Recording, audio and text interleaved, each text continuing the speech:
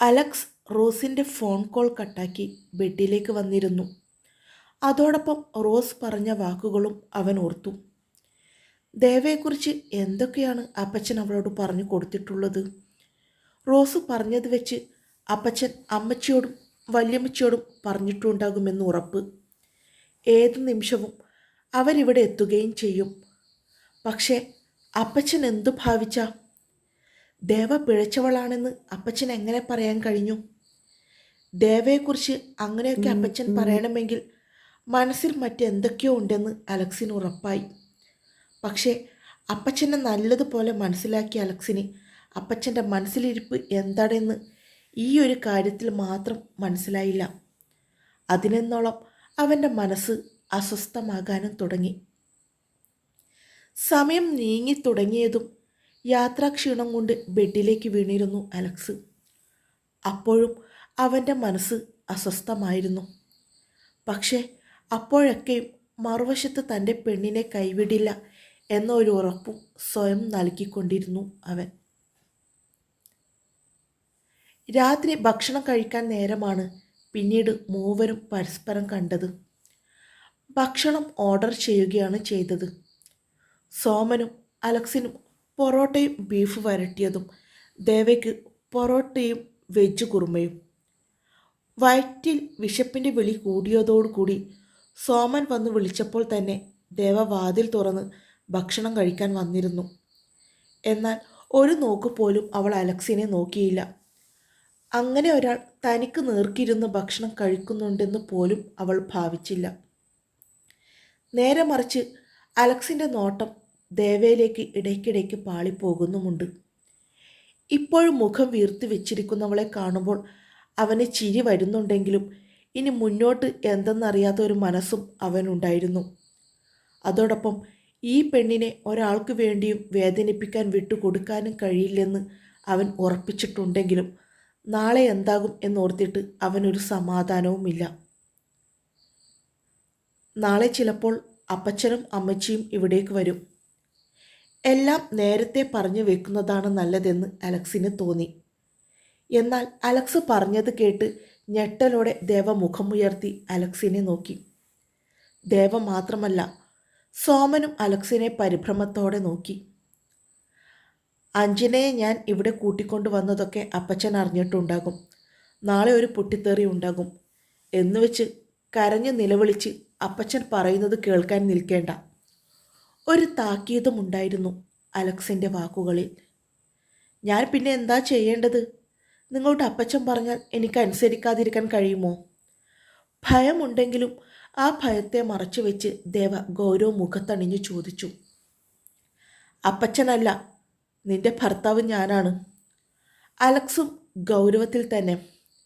എന്നിട്ടാണോ അപ്പച്ചൻ പറഞ്ഞപ്പോൾ എന്നെ ആ മലമൂട്ടിൽ കൊണ്ടിട്ടത്? അപ്പോഴൊക്കെ ഈ ഭർത്താവ് സ്ഥാനം എവിടെ പോയിരിക്കുകയായിരുന്നു? വാക്കുകൾ കൊണ്ട് പോരാടാൻ തന്നെയാണ് ദേവയുടെ തീരുമാനം. ഇനിയും തന്നെ തട്ടിക്കളിക്കാൻ വിട്ടുകൊടുക്കില്ലെന്നൊരു വാശി. അത്രയും കുറച്ച് ദിവസങ്ങൾ കൊണ്ട് പെണ്ണുമടുത്തിരിക്കുന്നു. ഇതേ സമയം ദേവ പറഞ്ഞ ആ ഒരു വാക്കിൽ കുടുങ്ങിപ്പോയി അലക്സ്. ശരിയാണ്, അപ്പച്ചൻ പറഞ്ഞപ്പോൾ ഒന്ന് എതിർക്കുക പോലും ചെയ്യാതെ അപ്പച്ചൻ പറഞ്ഞതുപോലെ അനുസരിച്ചു. അപ്പോഴും ഞാൻ ഇവളുടെ ഭർത്താവാണ്. എന്നിട്ടും എന്തുകൊണ്ട് അപ്പച്ചനെ എതിർത്ത് പറഞ്ഞില്ല? പക്ഷേ അന്ന് എനിക്ക് ദേവയോടുള്ള പ്രണയം എത്രമാത്രമുണ്ടെന്ന് അറിഞ്ഞിരുന്നില്ലല്ലോ. പക്ഷേ ഇന്ന് ഇവൾ എൻ്റെ ജീവനല്ലേ. പ്രണയം മനുഷ്യനെ മാറ്റുമെന്ന് പറയാറുണ്ട്. എൻ്റെ കാര്യത്തിൽ അതുതന്നെയല്ലേ സംഭവിക്കുന്നത്? അതെ, നിങ്ങളാടാ ചോദിക്കുന്നത്. തൻ്റെ മുഖത്ത് നോക്കി ചിന്തയോടെ ഇരിക്കുന്നവനെ അവൾ ഞൊട്ടി വിളിച്ചു. അന്നെനിക്ക് നിന്നോട് പ്രണയമില്ലല്ലോ അഞ്ജന. ഗൗരവം മാറ്റി അവൻ മുഖത്ത് പുഞ്ചിരി വരുത്തി. ഒപ്പം അവൻ്റെ സ്വരത്തിൽ കുസൃതിയും നിറച്ചു. ദേ ACP, എൻ്റെ വായിൽ നിന്നും വല്ലത് കേൾക്കും. പ്രണയം, അതിൻ്റെ അർത്ഥം ACPക്ക് എന്താണെന്നറിയാമോ? 24 മണിക്കൂറും നിന്നോട് പ്രണയമുണ്ടെന്ന് പറഞ്ഞാൽ പോരാ, അത് പ്രകടിപ്പിക്കാനും പഠിക്കണം. അതങ്ങനെ? ആ അപ്പച്ചൻ്റെ മോനല്ലേ, മുരട്ട സ്വഭാവമില്ലാതെ ഇരിക്കുമോ? പുച്ഛത്തോടെ ദേവ പറഞ്ഞുകൊണ്ട് മുഖം കൂട്ടിയതും അലക്സ് അവളെ രൂക്ഷത്തോടെ നോക്കി. ഇതൊക്കെ പറയാൻ നീ ആരെയെങ്കിലും പ്രണയിച്ചിട്ടുണ്ടോ? ഞാൻ മുരടൻ തന്നെയാണ്. എനിക്കിങ്ങനെ പ്രണയം പ്രകടിപ്പിക്കാനും അറിയാം. പൊന്നുമോൾക്ക് എക്സ്പീരിയൻസ് ഉണ്ടെന്ന് തോന്നുന്നല്ലോ. ആ ഉണ്ട്. ഉണ്ടായത് കൊണ്ട് തന്നെയല്ലേ പറയുന്നത്. അലക്സ് പറഞ്ഞു തീരലും ദേവ പറഞ്ഞതും അലക്സ് കണ്ണു മിഴിച്ച് അവളെ നോക്കി. അവളെ ജയിക്കാൻ വേണ്ടി പറഞ്ഞതാണ്. പക്ഷേ അവൾക്ക് പ്രണയമുണ്ടെന്ന് പറഞ്ഞപ്പോൾ അവൻ്റെ നെഞ്ചൊന്ന് വിങ്ങി. ഇതേസമയം പോരു കോഴികളെ പോലെ തർക്കിക്കുന്ന രണ്ടു പേരെയും മാറി മാറി നോക്കി ഭക്ഷണം കഴിക്കുകയാണ് സോമൻ. ഇതെത്ര കണ്ടു എന്ന മട്ടിൽ. എന്നാൽ തനിക്കൊരു പ്രണയമുണ്ടെന്ന് ദേവ പറഞ്ഞതും അലക്സിനെ പോലെ സോമനും കഴിപ്പ് നിർത്തി കണ്ണും മിഴിച്ച് അവളെ നോക്കുകയാണ്. എന്തേ? എനിക്ക് പ്രണയമുണ്ടായത് കൊണ്ടാണല്ലോ പ്രണയം എന്താണെന്ന് ഞാൻ നിങ്ങൾക്ക് പറഞ്ഞു മനസ്സിലാക്കി തരുന്നതും. ഞാൻ പറഞ്ഞത് അവിടെ ഏശിയിട്ടുണ്ടെന്ന് ദേവയ്ക്ക് മനസ്സിലായതും അവൾ അതിൽ പിടിച്ചു കയറി. ആരാടി അവൻ? കുസൃതി മാറി, കളിച്ചിരി മാറി, ഗൗരവം മാറി, മുഖം രൂക്ഷത്തിലേക്കെത്തി. അതിനെന്നോളം പിരികക്കൊടികൾ ചുളിഞ്ഞു അലക്സിൻ്റെ. എൻ്റെ അച്ഛൻ്റെ ഫ്രണ്ടിൻ്റെ മോനാ. വീണ്ടും കഴിപ്പ് തുടർന്നുകൊണ്ടാണ് ദേവ യാതൊരു കൂസലുമില്ലാതെ മറുപടി പറഞ്ഞത്. അവനിപ്പോൾ എവിടെയുണ്ട്? അലക്സിൻ്റെ വിശപ്പൊക്കെ എങ്ങോ പാറിപ്പോയി. ചെന്നൈയിൽ. ഭക്ഷണം കഴിക്കുന്നതിൽ ശ്രദ്ധ കൊടുത്തുകൊണ്ടാണ് അവൻ ചോദിക്കുന്ന ഓരോ ചോദ്യത്തിനും മറുപടി നൽകുന്നതും. അതാണല്ലേ നിനക്ക് ചെന്നൈയിൽ പോകാൻ ഇത്ര ഉത്സാഹം? അലക്സ് പല്ലുറുമി. അതെ. പിന്നെ എന്തിനാടി കോപ്പേ അന്ന് പോലീസ് സ്റ്റേഷനിൽ വെച്ച് അങ്ങനെയൊക്കെ നാടകമാടിയത്? അവനെ വിളിച്ചു വരുത്തി താലി കെട്ടിച്ചാൽ പോരായിരുന്നില്ലേ? മനുഷ്യനെന്തിനാ വെറുതെ മെനക്കെടുത്തിയത്? ദേഷ്യം കൊണ്ട് അടിമുടി വിറയ്ക്കുകയാണ് അലക്സ്. ദേവയ്ക്കൊരു പ്രണയമുണ്ടെന്ന് അവൻ ഉൾക്കൊള്ളാനേ കഴിയുന്നില്ല.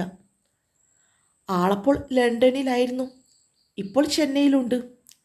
അലക്സിന് മറുപടി നൽകുന്നതിനോടൊപ്പം കഴിച്ചു കഴിഞ്ഞ പാത്രവും എടുത്ത് അവൾ അവിടെ നിന്നും അടുക്കളയിലേക്ക് പോയി. സാറേ. ദേവ അടുക്കളയിലേക്ക് പോയതും സോമൻ അലക്സിനെ വിളിച്ചു. എന്താടോ? ദേവയോടുള്ള ദേഷ്യം അലക്സ് സോമനോടും കാണിച്ചു. ആ കൊച്ച് വെറുതെ പറഞ്ഞതായിരിക്കും. ദേവ പറയുമ്പോൾ അവളുടെ ചുണ്ടിൽ ചിരി മീന്നി മാഞ്ഞു പോകുന്നത് സോമൻ കണ്ടിരുന്നു. മനഃപൂർവ്വം സാറിനെ ആ കൊച്ച് ദേഷ്യം പിടിപ്പിക്കുകയാണെന്ന് ആ ചിരിയിലൂടെ അവന് മനസ്സിലാകുകയും ചെയ്തെങ്കിലും അതിലും എന്തെങ്കിലും സത്യമുണ്ടോ എന്നൊരു സംശയവും ഇല്ലാതിരുന്നില്ല സോമന്. അടുക്കളയിൽ നിന്നും പാത്രം കഴുകി ദേവ നേരെ റൂമിലേക്ക് നടന്നു. രണ്ടുപേർ ഡൈനിങ് ഹാളിൽ ഭക്ഷണത്തിൻ്റെ മുന്നിൽ ഇരിപ്പുണ്ടെന്ന് പോലും അവൾ ഗൗനിച്ചില്ല. റൂമിലേക്ക് കയറിയവൾ വാതിൽ കൊട്ടിയടച്ചതും അതേസമയം രൂക്ഷത്തോടെ ആ വാതിലിലേക്ക് നോക്കിയിരുന്നു അലക്സ്. സാർ കഴിക്ക്. ആ കൊച്ചിനോട് രാവിലെ സംസാരിക്കാം. ആ കൊച്ച് വെറുതെ പറഞ്ഞതായിരിക്കും. അലക്സിൻ്റെ മനസ്സ് ശുഭിതമാകുന്നത് സോമൻ അറിയാൻ കഴിയുന്നുണ്ട്. അതുകൊണ്ട് തന്നെ അലക്സിനെ സമാധാനിപ്പിക്കാൻ ശ്രമിക്കുകയായിരുന്നു സോമൻ. അങ്ങനെയായാൽ അവൾക്ക് നന്ന്. ഇല്ലെങ്കിൽ അവളെയും കൊല്ലും, മറ്റവനെയും ഞാൻ കൊല്ലും. കൈവിരലുകൾ ഞെരിച്ചുകൊണ്ട് പല്ലുറുമി അലക്സ് പറഞ്ഞതും സോമനും പിന്നീട് കഴിക്കാൻ കഴിഞ്ഞില്ല. ദേവ പറഞ്ഞതിൽ സത്യമുണ്ടാകുമോ എന്നൊരു സംശയവും സോമനും ഉണ്ടാവാൻ തുടങ്ങി. അതോടൊപ്പം തൻ്റെ അരികിലുള്ള സാറിനെ അവൻ 1-2 ദിവസങ്ങൾക്കിടയിൽ ആദ്യമായാണ് ഇങ്ങനെ കാണുന്നതും. അത്രയും കോപത്തിലാണ് അലക്സ്. ദേവ പറഞ്ഞ വാക്കുകൾ അവനെ അത്രയും രോക്ഷത്തിലാക്കുകയും ചെയ്തിരുന്നു. അത്രമാത്രം അവൻ ആ പെണ്ണിനെ പ്രണയിക്കുന്നുണ്ട്. പക്ഷേ തുറന്നു പറയാനും ഒരു മടി. റൂമിലേക്ക് കയറിയവൾ പുഞ്ചിരിയോടെ വന്ന് ബെഡിലേക്ക് വീണു. അതോടൊപ്പം അവൻ്റെ കോപം നിറഞ്ഞ മുഖവും അവൾ മനസ്സിൽ കണ്ടു. എൻ്റെ ഇച്ഛായ, നിങ്ങൾ ഇത്രയൊക്കെ സാധുവാണോ? ഞാൻ കരുതി ആ ബിൽഡപ്പൊക്കെ കണ്ടപ്പോൾ ആ കുറച്ച് സ്ട്രോങ് ആണെന്ന്. പക്ഷേ ഇതിപ്പോൾ തൊട്ടാൽ പൊട്ടുമെന്നൊരവസ്ഥയിലാണല്ലോ നിങ്ങൾ. അത്രയും നിങ്ങൾ എന്നെ പ്രണയിക്കുന്നുണ്ടോ? സ്വയം ചോദിക്കുമ്പോൾ ദേവയിൽ പുഞ്ചിരി ഉണ്ടായിരുന്നു. കപടദേഷ്യം കാണിക്കുന്നുണ്ടെങ്കിലും ആ സാമീപ്യം, നോട്ടം, സ്പർശം അതവൾ ഏറെ ആഗ്രഹിക്കുന്നു. അവൻ്റെ കുസൃതി, കള്ളനോട്ടം, ആ ദേഷ്യം, നാട്യം എല്ലാം അവൾ ആസ്വദിക്കുന്നു. കഴിഞ്ഞ ദിവസത്തെ ചുംബനം, മാധുര്യം പോലും ഇപ്പോഴും അവളുടെ ചുണ്ടിൽ തഴുകി പോകുന്നുമുണ്ട്. താൻ മറ്റൊരാളെ പ്രണയിച്ചിരുന്നു എന്ന് പറഞ്ഞപ്പോൾ പോലും ആ കണ്ണുകളിൽ രോക്ഷം ഞാൻ കണ്ടതാണ്. അത്രയും നിങ്ങൾക്ക് എന്നെ ഇഷ്ടമാണോ? സ്വയം ചോദിക്കുന്നതിനോടൊപ്പം കഴുത്തിലെ താലിയെടുത്തവൾ ഉയർത്തി നോക്കി. ഒരു വശത്ത് അലക്സിനോടുള്ള പ്രണയം അവളിൽ പൂത്തുലഞ്ഞു നിൽക്കുമ്പോൾ മറ്റൊരു വശത്ത് വരാൻ പോകുന്ന ഭവിഷ്യത്തുകൾ എന്തൊക്കെയായിരിക്കും എന്നോർത്തിട്ടുള്ള തീയും അവളുടെ മനസ്സിൽ കിടപ്പുണ്ട്. പക്ഷേ എത്ര തന്നെയായാലും ആ മനുഷ്യനെ ഇനിയും മറ്റൊരാൾക്ക് വിട്ടുകൊടുക്കാൻ കഴിയില്ലെന്ന് അവൾ സ്വയം മനസ്സിനോട് പറയുകയാണ്. അത്രയും ആ പെണ്ണ് അവനെ ഇഷ്ടപ്പെടുന്നു, പ്രണയിക്കുന്നു. ഇച്ചായ, എനിക്കിഷ്ടം, എന്നെക്കാൾ ഏറെ ഇഷ്ടം. പേടിയാ ഇച്ചായ, പ്രണയിക്കാൻ പേടി തോന്നുന്നു. ചിലപ്പോൾ പ്രണയം തിരിച്ചു കിട്ടിയില്ലെങ്കിൽ? അത്രയും ആഗ്രഹിച്ചിട്ടും കയ്യെത്തും ദൂരത്തെത്തിയിട്ടും എനിക്ക് കിട്ടിയില്ലെങ്കിൽ അവിടെ ദേവ ഇല്ലാതാവില്ലേ? എന്തിനാ ഇച്ചായ എൻ്റെ ജീവിതത്തിലേക്ക് കടന്നു വന്നത്? ഞാൻ കാരണം ഇച്ചായനും വേദക്കിനിക്കില്ലേ? ഈ ആരോരുമില്ലാത്ത പെണ്ണിനു വേണ്ടി ഇച്ചായൻ അപ്പച്ചനോടും അമ്മച്ചിയോടും പോരാടാൻ തയ്യാറാകുമോ? വേണ്ട. മനസ്സിൻ്റെ പ്രണയം അവിടെ തന്നെ അടച്ചു മൂടുന്നതാണ് നല്ലത്. പുറമേ എടുത്താൽ ചിലപ്പോൾ പ്രണയത്തിനൊപ്പം വിരഹവും കടന്നു വന്നാലോ? അത്രയും എനിക്ക് നിങ്ങളോട് ഇഷ്ടം തോന്നാൻ കാരണം എന്താകും?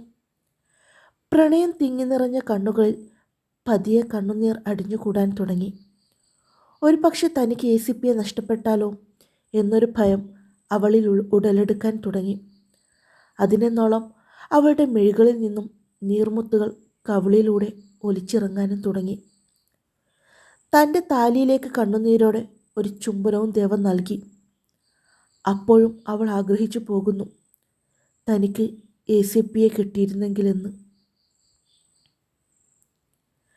രാവിലെ നിർത്താതെയുള്ള കോളിംഗ് ബെല്ലിൻ്റെ ശബ്ദം കേട്ടാണ് സോമൻ ഉറക്കം ഞെട്ടിയത്. കണ്ണുകൾ വലിച്ചു തുറന്ന് തൻ്റെ കീപാഡ് ഫോൺ എടുത്തു നോക്കിയതും സമയം 6 മണി കഴിഞ്ഞിരിക്കുന്നു. അപ്പോഴും പുറത്തുനിന്നും നിർത്താതെയുള്ള കോളിംഗ് ബെല്ലിൻ്റെ ശബ്ദം കേൾക്കാം. നാശം! ആരാ ഈ നേരത്ത്? പിറുപിറുത്തുകൊണ്ട് സോമൻ എഴുന്നേറ്റ് റൂമിൻ്റെ പുറത്തേക്ക് വന്നു. അപ്പോഴേക്കും അലക്സും മുകളിൽ നിന്നും താഴേക്ക് എത്തിയിരുന്നു. സാറേ, കുറേ നേരമായി ബെല്ലടിയുന്നു. അലക്സിനെ കണ്ടതും സോമൻ പറഞ്ഞുകൊണ്ട് മുന്നോട്ട് വരാതെ അവിടെ തന്നെ നിന്നു. ചിലപ്പോൾ പാൽക്കാരനാകും, സോമനോട് പറഞ്ഞുകൊണ്ട് അലക്സ് വാതിൽ തുറന്നതും കൺമുന്നിൽ നിൽക്കുന്ന വ്യക്തികളെ കണ്ട് അവൻ്റെ കണ്ണുകൾ ഇപ്പോൾ പുറത്തേക്ക് വീഴുമെന്ന് ഒരവസ്ഥയിലെത്തി. മാറി നിൽക്കടാ! അപ്പച്ചൻ്റെ കഠിന സ്വരം. പുറകെ അലക്സിനെ തറപ്പിച്ചു നോക്കി ലിസിയുമുണ്ട്, വല്യമ്മച്ചിയുമുണ്ട്. അവളെവിടെ? അപ്പച്ചൻ്റെ ഉയർന്ന ശബ്ദം. ആരപ്പച്ച? അപ്പച്ചൻ ആരെയാണ് ഉദ്ദേശിക്കുന്നതെന്ന് മനസ്സിലായെങ്കിലും അവൻ ഒന്നുകൂടി അപ്പച്ചനോട് ചോദിച്ചു. അതോടൊപ്പം അലക്സിൻ്റെ നോട്ടം സോമനിലേക്ക് എത്തുമ്പോൾ അവനും ആകെ പേടിച്ചു നിൽപ്പാണ്. നീ കെട്ടിക്കൊണ്ടുവന്ന് കൂടെ പൊറപ്പിച്ചവളില്ലേ, ആ പിഴച്ചവൾ എവിടെയെന്ന്? അപ്പച്ചനാകെ ദേഷ്യം കൊണ്ട് വിറച്ചു നിൽക്കുകയാണ്. ഇന്നലെ വരേണ്ടതായിരുന്നു. ലിസി തടഞ്ഞതുകൊണ്ട് മാത്രം രാത്രി അയാൾ വന്നില്ല. എന്നാൽ നേരം വെളുക്കുമ്പോൾ ലിസിയെയും അമ്മച്ചിയെയും കൊണ്ട് അയാൾ പുറപ്പെട്ടതായിരുന്നു. അപ്പച്ച, സംസാരിക്കുമ്പോൾ സൂക്ഷിക്കണം. അവൾ പിഴച്ചവളാണെന്ന് അപ്പച്ചൻ എങ്ങനെ അറിയാം? ദേവയെ അപ്പച്ചൻ പിഴച്ചവളെന്ന് വിളിച്ചത് അലക്സിന് തീരെ ഇഷ്ടമായില്ല. തൻ്റെ പെണ്ണിനെ അങ്ങനെയൊരു രീതിയിൽ അപ്പച്ചൻ കാണുന്നല്ലോ എന്ന് ഓർക്കുമ്പോൾ അവൻ അപ്പച്ചനോട് നീരസവും തോന്നുന്നുണ്ട്.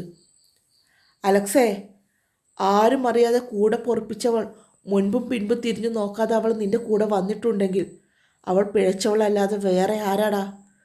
അന്തസ്സുള്ള ഏതെങ്കിലും ഒരു പെണ്ണ് അറിയാത്ത ഒരുത്തൻ്റെ കൂടെ ഒരു രാത്രിയെങ്കിലും കഴിയുമോ? അത് ചോദിച്ചത് ലിസിയായിരുന്നു. ലിസിയുടെ കണ്ണുകളിലും രോക്ഷം കത്തി ജ്വലിക്കുന്നുണ്ട്. അത്രമാത്രം ആ അമ്മച്ചിയെ തകർത്തിരുന്നു ഇന്നലെ കേട്ട മകൻ്റെ ലീലാവിലാസങ്ങൾ. തുടരും. പിന്നെ ഞാൻ ചോദിച്ചാൽ മാത്രമേ ലൈക്കും കമൻറ്റും ചെയ്യൂ അല്ലേ? ഇന്നലെ ഇട്ട പാർട്ടിന് തീരെ ലൈക്കുമില്ല കമൻറ്റുമില്ല. ഞാനിപ്പോൾ ഡെയിലി തരുന്നില്ലേ? പ്ലീസ് എല്ലാവരും എന്നെ സപ്പോർട്ട് ചെയ്യണേ. പിന്നെ സബ്സ്ക്രൈബ് ചെയ്യാത്തവരും ചെയ്യണേ, മറക്കല്ലേ.